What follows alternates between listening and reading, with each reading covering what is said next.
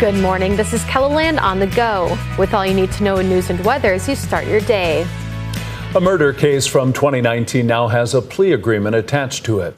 Dylan Millard has signed papers saying he'll plead guilty to second-degree murder in the death of 15-year-old Alize Millard.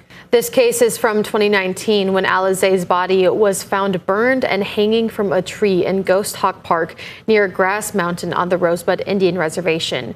According to a factual basis statement now signed by Dylan Millard, who was Alize's cousin, he and Charmaine Medicine, Dylan's girlfriend at the time, planned to kill Alize. Dylan is now scheduled to plead guilty tomorrow. To read about what Dylan admitted to in the factual basis statement, visit this story on KELOLAND.com.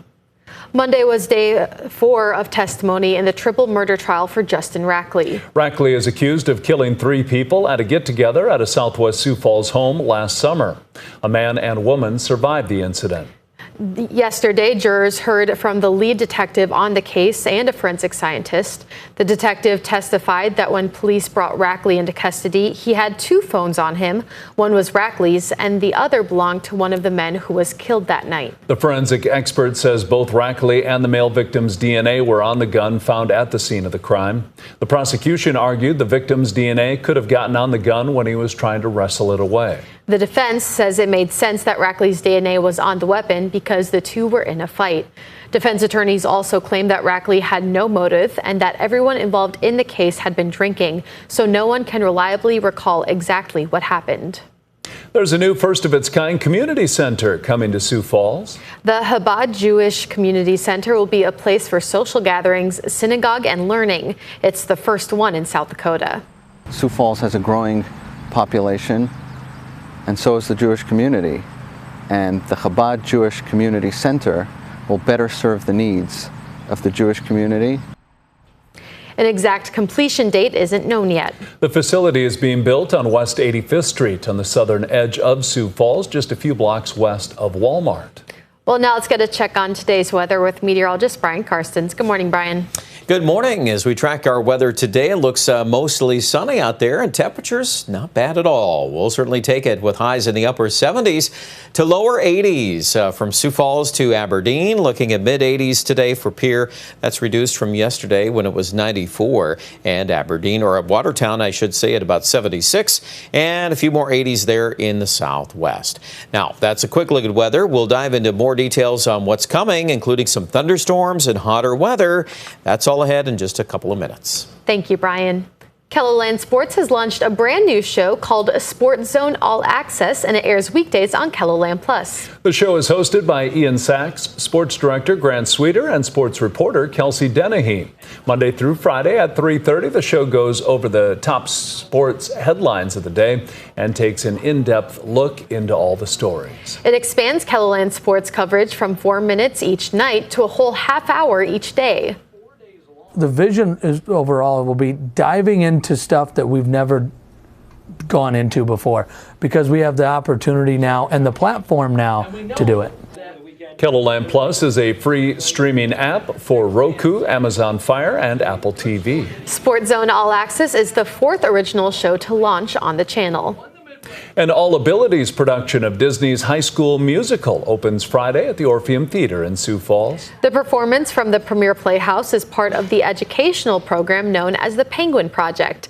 It's for differently abled actors ages 10 to 25 who are paired with a dedicated mentor. The artistic director says they see a lot of growth throughout the 4-month process. Some kids start barely singing, and then by the end of it, they're belting out the biggest notes you've ever heard. Or sometimes, again, they're really shy, but they turn into a comedian. So through that process and through building this environment that is safe and welcoming for everyone, you kind of get to see them in their best light and see their best selves. And so they're really able to grow in that fashion. High School Musical opens Friday at the Orpheum Theater and runs through Sunday. We've provided a link with ticket information under this story on KELOLAND.com. A mother duck and her 5 ducklings have a new home this morning. They were in the courtyard at the Dalrymple Village for a week, but the staff decided it was time for them to go. They herded them down the street to Colville Lake, where they jumped off the wall one by one into the water. Some of the residents even got dressed up for the occasion by wearing duck hats that one of the employees made. I came out, and so she plopped one on my head, and I thought, okay, I'll be a duck watcher too. The staff say it happens almost every year. Last year, they named the mother duck Daisy. This year, it was Donna. That's a look at some of our top stories. Now let's get another Check Your Weather with meteorologist Brian Karstens. Brian? All right, good weather out there for the ducks and everybody else. It looks like numbers today near 80 in Sioux Falls. We'll enjoy that. It'll be a great day to be at the park or just anywhere outside enjoying the weather. Of course, all the festivities going on at the Turner County Fair should be just fine today. In fact, most of the week is looking pretty good, but we do have a couple of things we'll watch tomorrow night. There is going to be around us some thunderstorms. It'll probably ignite in the north central part of South Dakota. This is probably more or less an overnight event here for the eastern sections of South Dakota, and that's why you see the marginal painted as such there as we watch the timeline on all of that. Here's a closer look at the weather. You can see today mid-80s this afternoon around Pierre and Winter as well as Rapid City, so it's warm but not hot. Overnight tonight looks mainly dry except for the far west. There might be a couple of showers or thunder showers there, and then tomorrow we're going to start to notice a lot hotter numbers coming in around Rapid City and Winter. We've got a warm front moving in, and as that occurs, there's also pretty good evidence of some scattered thunderstorms popping up in central and north central South Dakota, and then that's why that outlook is there. As you can see, some of that trying to make that bend towards Sioux Falls or portions of southeastern Kettleland through daybreak on Thursday morning. So keep an eye on how much that lingers into early Thursday, but still Thursday during the day, just a lot of heat, a lot of humidity too starting to build East River. Rapid, that's a dry heat. That's 90s, mid to upper 90s looking pretty likely. So, taking the heat as it comes back. 81 today at Sioux Falls. That's a pretty good number. And I would say tomorrow we're back up in the mid 80s, upper 80s on Thursday. The rain chance is mainly in the morning. And then Friday, that rain chance is connected to some storms out in the Black Hills that could come east Friday night. So we're still thinking 92 for a high. Saturday also looks hot and humid. And then we get to see where these boundaries land. And you bet there could be some storms scattered amongst that heat. And there could be some severe weather, too, lurking out there. But it's a little early to call all of that yet. Aberdeen in the northeast, we're looking at upper 80s on Thursday. Again, let's see where these boundaries lie. They're going into Friday. There could be some storms in western South Dakota, and that could easily intertwine some of our East River counties at some point. Here in central South Dakota, takeaway number one is the building heat. We're going to see that 90-degree weather tomorrow and mid to upper 90s on Thursday.